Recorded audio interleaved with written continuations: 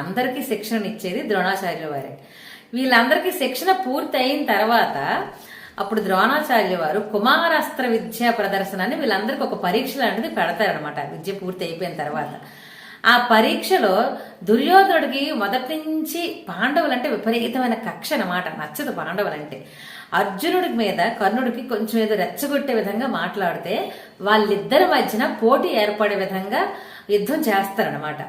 అయితే ద్రోణాచార్యులు వారు అది గమనించి వెంటనే వాళ్ళిద్దరిని ఆపుతారు. ఇది పోటీ కాదు, ఇది ఒక పరీక్ష లాంటిది అని చెప్పి అక్కడితో వాళ్ళిద్దరిని ఆపేస్తారు.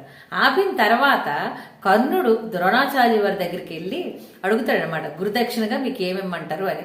విద్య పూర్తయింది కదా, గురుదక్షిణగా మీకు ఏం కావాలని అడిగితే అప్పుడు ద్రోణాచార్యుల వారు కర్ణుడితో చెప్తారనమాట. ద్రోణాచార్యుల వారికి ఒక స్నేహితుడు ఉంటాడు, ద్రుపద మహారాజు అని ఒక స్నేహితుడు అనమాట. వాళ్ళిద్దరూ మంచి స్నేహితుడు.